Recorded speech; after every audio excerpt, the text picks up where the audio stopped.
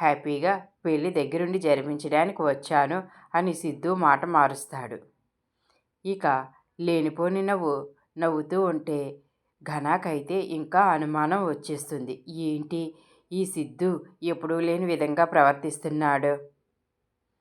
ఆయన వీడు పెళ్ళి ఆపాలని వచ్చిన ఆ వర్ష ఈపాటికి నేను పెట్టిన రౌడీల చేతుల్లో బలైపోయి ఉంటుంది. ఇక వీడు నా పెళ్ళి ఎలా ఆపుతాడు అని లోపల ఆనందపడతాడు. సిద్ధు అయితే ప్రేరణ వర్ష దొరికిందని ఫోన్ చేసి చెప్పడంతో చాలా ఆనందపడుతూ ఉంటాడు. ఎలాగైనా ప్రేరణ వర్షాన్ని తీసుకువస్తుంది. ఇక ఈ ఘనాతో నా పెళ్ళి జరగదు అని చాలా ధైర్యంగా ఉంటాడు. సాహితి అయితే సిద్ధుని, అన్నయ్య నువ్వు నా పెళ్ళికి వచ్చినందుకు నాకు చాలా ఆనందంగా ఉంది. నువ్వు లేకపోతే నేను చాలా బాధపడేదాన్ని అని అంటుంది. ఇక సిద్ధు అయితే ఏంటమ్మా నువ్వు బాధపడకూడదనే కదా నేను ఇదంతా చేస్తున్నాను అని అంటాడు. విజయానంద్ సిద్ధు వచ్చాడు కదా మంజు, ఇక పెళ్లి పనులు చూద్దాం అని అంటే మంజు బాబు ఘన నువ్వు వెళ్ళి బట్టలు మార్చుకో అని చెప్తుంది. అలాగే అత్తయ్య గారు అని ఘన పైకి వెళ్తాడు. ఇక రూమ్లోకి వెళ్ళగానే రౌడీలు అయితే ఘనాకి ఫోన్ చేస్తారు. ఏంట్రా వర్షాన్ని లేపేశారా అంటే అది కాదు సార్ అంటూ నసుగుతూ ఏమైందిరా చెప్పండి అని ఘన అంటే సార్ ఆ వర్ష మా దగ్గర నుంచి తప్పించుకుంది అని ఆ రౌడీలు చెప్తారు. ఇక ఒక్కసారిగా ఘన అయితే చాలా భయపడిపోతాడు. ఏంటి ఏం మాట్లాడుతున్నారా, అది మీ దగ్గర నుంచి తప్పించుకోవడం ఏంటి అని అంటే అది కాదు సార్ అది చాలా తెలివిగా తప్పించుకుంది అని అంటే ఏమో ఏం చేస్తారో నాకు తెలియదు, అది మాత్రం ప్రాణాలతో ఉండకూడదు, అది ప్రాణాలతో ఉందా మీరు నా చేతుల్లో అయిపోతారు అని అంటుంటే ఇంతలో ఈశ్వరి అక్కడికి వస్తుంది. ఇక ఈశ్వరి ఘన మాటలు ఎక్కడ వినేసిందో అని చాలా టెన్షన్ పడిపోతాడు. ఇక బాగా చెమటలు పట్టి ఉండడంతో ఈశ్వరి ఏంట్రా ఏమైంది ఇంత చెమటలు పట్టేశాయి అంటే అదే అమ్మా మొదటిసారి పెళ్లి చేసుకుంటున్నాను కదా అందుకే టెన్షన్గా ఉంది అని అంటాడు. ఏంట్రా ఏం మాట్లాడుతున్నావు, ఎవరైనా ఒకసారి పెళ్లి చేసుకుంటారు, సంవత్సరం పెళ్లి రోజు జరుపుకుంటారు, నిన్ను చూస్తే అలా అనిపించడం లేదు, వేరే ఏదో సమస్య ఉన్నట్లుగా అనిపిస్తుంది అని అంటే ఏం లేదమ్మా ఏం లేదు, నువ్వేమీ టెన్షన్ పడకు, నాకు కొంచెం టెన్షన్గా ఉంది అని అంటాడు. సర్లే ఎలాంటి టెన్షన్లు పెట్టుకోకు, నువ్వు ఏ తప్పు చేయలేదు కదా అని అడుగుతుంది. లేదమ్మా నేను ఏ తప్పు చేయలేదు అని ఘన అంటాడు. సరే నేను కిందకి వెళ్తున్నాను, నువ్వు త్వరగా వచ్చే అని ఈశ్వరి చెప్తుంది. అలాగే అమ్మా నువ్వు వెళ్ళు నేను వస్తానని ఘన అంటాడు.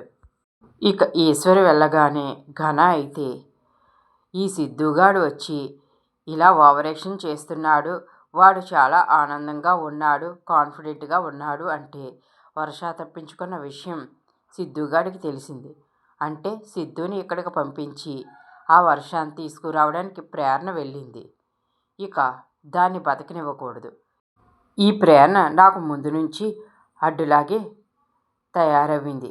ఇక ఆ వర్షతో పాటు ఈ ప్రేరణ కూడా లేపేయాలి అని అనుకుంటాడు. వెంటనే రౌడీలకు ఫోన్ చేసి ప్రేరణ ఫోటో పంపిస్తాడు. ఇక ఆ వర్షతో పాటు దీన్ని కూడా లేపేయండి, దాన్ని కాపాడడానికే ఇది అక్కడికి వచ్చి ఉంటుంది, ఇక వీళ్ళిద్దరూ కూడా ప్రాణాలతో ఉండకూడదు అని ఘన అయితే ఆ రౌడీలకు చెప్తాడు. ఇక ఆ రౌడీలు అలాగే సార్, ఇక ఇద్దరిని లేపేశాకనే మీకు ఫోన్ చేస్తాం అని అంటారు. వర్ష రౌడీల నుంచి తప్పించుకుంది కదా, ఇక వాళ్ళకి దొరకకుండా పరిగెడుతూ ఇక ప్రేరణ ఇచ్చిన నెంబర్ గుర్తు చేసుకుంటుంది. అది తన హ్యాండ్ బ్యాగ్లో ఉంది కదా అని ఒక షాప్ దగ్గరికి వెళ్ళి అతన్ని ఫోన్ అడిగి ఇక ప్రేరణకు ఫోన్ చేస్తుంది. ఇక ప్రేరణ కూడా వర్ష కోసం వెతకడానికి వెళ్తుంది.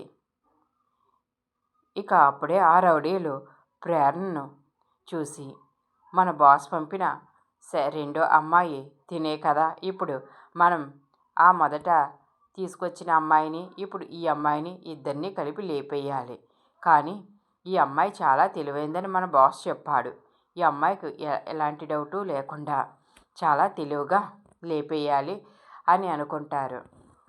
ప్రేరణ అయితే వర్ష కోసం చూస్తూనే ఉంటుంది. వర్ష ప్రేరణని చూస్తుంది, కానీ ఇంతలో రౌడీలు ప్రేరణ దగ్గరకు వచ్చి మాట్లాడడం చూసి వర్ష అయితే అక్కడే ఆగిపోతుంది. ఆ రౌడీలు ప్రేరణతో, ఏంటి మేడం, మీరు ఎవరి కోసమైనా చూస్తున్నారా అని అంటే, ఇక ప్రేరణ వాళ్ళని చూసి అనుమానం వచ్చి, మీకెందుకు అని అడుగుతుంది. అది కాదు మేడం, ఇందాకే ఒక అమ్మాయి చాలా కంగారుగా వెళ్ళింది. మీరేమైనా అమ్మాయి కోసం వచ్చారేమో, అందుకనే మీకు సహాయం చేద్దామని అడుగుతున్నాము అని అంటే, ప్రేరణ ముందు ఆ రౌడీల మొహం చూసి డౌట్ పడుతుంది. కానీ వర్ష కోసం తెలుసుకోవాలి కదా అని ఆతృతతో, సరే నిజంగా మీరు అమ్మాయిని చూసారా అంటే, చూసాము, ఇటుగా వెళ్ళింది అంటూ, ఇటు రండి అంటూ ఇక ప్రేరణని ఆ రౌడీలు వెనక్కి తీసుకువెళ్తారు. అదిగో అటు వెళ్ళింది, ఇటు వెళ్ళింది అంటూ ఇక ప్రేరణని ఒక ప్లేస్కి తీసుకువెళ్తారు. ఇక అలాగే ఆ రౌడీలకు వర్ష కూడా దొరికిపోతుంది. ఇక వర్షను కూడా తీసుకొచ్చి ప్రేరణను వర్షను కలిపి చంపేయడానికి వాళ్ళిద్దరినీ ఒక రూమ్లో బంధించి ఇక తాళ్ళుతో కట్టేసి ఆ రౌడీలు ఆ బిల్డింగ్కి నిప్పు పెట్టి వాళ్ళని చంపాలి అని అనుకుంటారు. వర్ష అయితే ప్రేరణతో, ప్రేరణ గారు, మీరు ఎంతగా చెప్పినా నేను అర్థం చేసుకోలేదు. ఆ ఘన ఎలాంటి వాడో మీరు చెప్పినప్పుడు నేను అర్థం చేసుకుని ఉంటే ఈరోజు ఈ పరిస్థితి వచ్చేది కాదు. ప్రేరణ, వర్ష, నువ్వేమీ కంగారు పడకు, నీ పరిస్థితుల్లో ఎవరైనా అలాగే చేస్తారు. ఆ ఘనగాడు చాలా తెలివైనవాడు, వాడిని నమ్మి నువ్వు మోసపోయావు. ఇప్పుడు సాహితీ జీవితం నాశనం చేయడానికి ఆ ఘన సిద్ధంగా ఉన్నాడు. ఎలాగైనా నిన్ను కాపాడి నేను అక్కడికి తీసుకెళ్ళి సాహితీ జీవితాన్ని కాపాడుతాను అని అంటుంది. ఇక అలాగే నీకు కూడా అన్యాయం జరగకుండా నేను చూస్తాను అని ప్రేరణ అంటుంది. ఇప్పుడు మరి మనం తప్పించుకోవడం ఎలాగా అని వర్ష అంటుంది. ఇక రౌడీలు బయటకు వచ్చిన తర్వాత ఘనాకు ఫోన్ చేసి, సార్, మీరు చెప్పినట్లుగానే ఇద్దరిని రూమ్లో బంధించాము. ఇక ఈ ఇంటి చుట్టూ పెట్రోల్ వేశాము. ఇక అగ్గిపుల్ల గీయడమే లేటు అని అంటే, ఎందుకురా ఇప్పుడు ఫోన్ చేసి చెప్తున్నారు? వాళ్ళు పూర్తి అవ్విన తర్వాత వాళ్ళ చావు కబురు చల్లగా చెప్తారని ఎదురు చూస్తున్నాను. మీరు గదిలో పెట్టాం, తాళం వేసాం, పెట్రోల్ పోసాం, అగ్గిపుల్ల గీస్తున్నాం అని ప్రతిదీ నాకు చెప్పక్కర్లేదు. వాళ్ళ చావును వివరించాల్సిన పని లేదు. సచ్చారా లేదా అన్నది మాత్రం చెప్పండి చాలు అని ఘన చిరాగ్గా ఫోన్ పెట్టేస్తాడు. ఇక ఆ రౌడీలైతే అగ్గిపుల్ల గీసి ఇక ఆ ఇంటికి నిప్పు పెట్టేసి ఇక వీళ్ళ పని అయిపోయిందిరా అంటూ ఆ రౌడీలు అక్కడి నుంచి వెళ్ళిపోతారు. ప్రేరణ అయితే కట్లు విప్పుకుని ఇక వర్ష కట్లు కూడా విప్పుతుంది. కానీ వాళ్ళు బయటకు వచ్చే మార్గం కనిపించదు. మంటలు అప్పటికే ఎక్కువగా వస్తూ ఉంటాయి. ప్రేరణ లోపల నుంచే హెల్ప్ హెల్ప్ అని అరుస్తుంది. వర్ష అయితే స్పృహ తప్పి పడిపోతుంది. ఇక ప్రేరణ కూడా అరిచి అరిచి అలసిపోతుంది. ఇంతలో మీనా పువ్వులు అమ్ముకుంటూ అటుగా వెళ్తుంది. ఇక ప్రేరణ పిలవడం మీనాకి వినిపిస్తుంది. ఏంటి, ఎవరో పిలుస్తున్నట్లుగా అనిపిస్తుంది అని ఇక చూసేసరికి ఆ ఇంట్లోంచి నిప్పులు రావడం చూస్తుంది. అంటే ఇక్కడ ఏదో ప్రమాదం జరగబోతుంది అని మీనా అయితే వెంటనే అక్కడికి వస్తుంది. ఇక ప్రేరణ కూడా ఆ మంటల వేడికి స్పృహ తప్పిపోతుంది. ఇక కిటికీలోంచి మీనా ప్రేరణను వర్షాను చూస్తుంది. ఇక మీనా అయితే ఏంటి ప్రేరణలాగా ఉంది, తను చాలా ఆపదలో ఉంది, ఎలాగైనా తన్ని కాపాడాలి, తనతో పాటు ఇంకొకరు ఎవరో కూడా ఉన్నారు, వాళ్ళిద్దరినీ ఎలాగైనా బయటకు తీసుకురావాలని ఇక అక్కడ ఉన్న రాయితో తలుపులు పగలగొట్టి ఇక ప్రేరణను వర్షాను కాపాడుతుంది.